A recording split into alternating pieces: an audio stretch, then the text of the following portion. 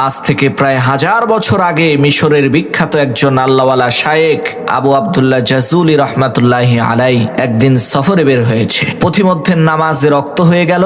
এখন ওযু করার জন্য তো পানির প্রয়োজন। পানি যদি না পাওয়া যায় তাহলে তায়াম্মুম করার বিধান আছে, কিন্তু প্রথমে পানি তো খুঁজতে হবে। তো আবু আব্দুল্লাহ জাজুলি রহমাতুল্লাহি আলাই তিনি পানি খুঁজতে আরম্ভ করলেন।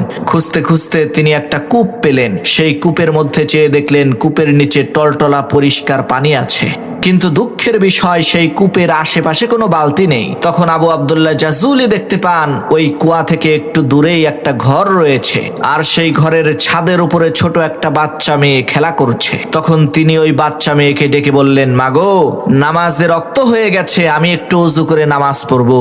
এই কুয়ার আশেপাশে কোনো বালতি দেখতে পাচ্ছি না, তোমাদের ঘরে কি কোনো বালতি আছে নাকি? আমাকে একটু দাও, আমি কুয়া থেকে পানি উঠিয়ে ওযু করব। তখন সেই মেয়ে জিজ্ঞেস করলো, মানা আনতা আইয়ুহাল মুসাফির, হে পথিক, আপনি কে? আপনার পরিচয় কি? তখন তিনি পরিচয় দিয়ে বললেন, আমি হচ্ছি আবু আব্দুল্লাহ জাজুলি। মেয়েটি তখন বলল, হায় আফসোস, আপনি হচ্ছেন আরবের সবচাইতে নামকরা বিখ্যাত শায়েখ।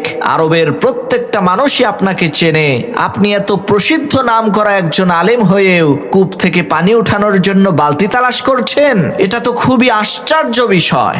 মেয়েটির এই কথা শুনে আবু আব্দুল্লাহ জাজুলি খুবই অবাক হয়ে মেয়েটিকে বললেন, মা, বালতি ছাড়া কূপ থেকে পানি উঠাবো কি করে, তুমি বলো তো দেখি।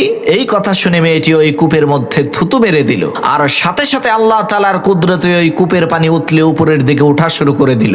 মেয়েটির এই কেরামতি দেখে আবু আব্দুল্লাহ জাজুলি তাকে প্রশ্ন করলো, মাগো, তুমি কি এমন কাজ করেছো, কি এমন আমল তোমার আছে যার কারণে এত বড় কেরামতি তুমি দেখাইতে পারলা? তখন সেই মেয়েটি বলল, হুজুর, আমি মাঠে বকরি চড়াই, আর আমার বকরিগুলো যতক্ষণ পর্যন্ত মাঠে ঘাস খেতে থাকে ততক্ষণ পর্যন্ত আমি আল্লাহর শ্রেষ্ঠ পয়গম্বর বিশ্বনবী মুহাম্মদুর রাসূলুল্লাহ সাল্লাল্লাহু আলাইহি ওয়াসাল্লামের উপরে দরুদ পড়তে থাকি।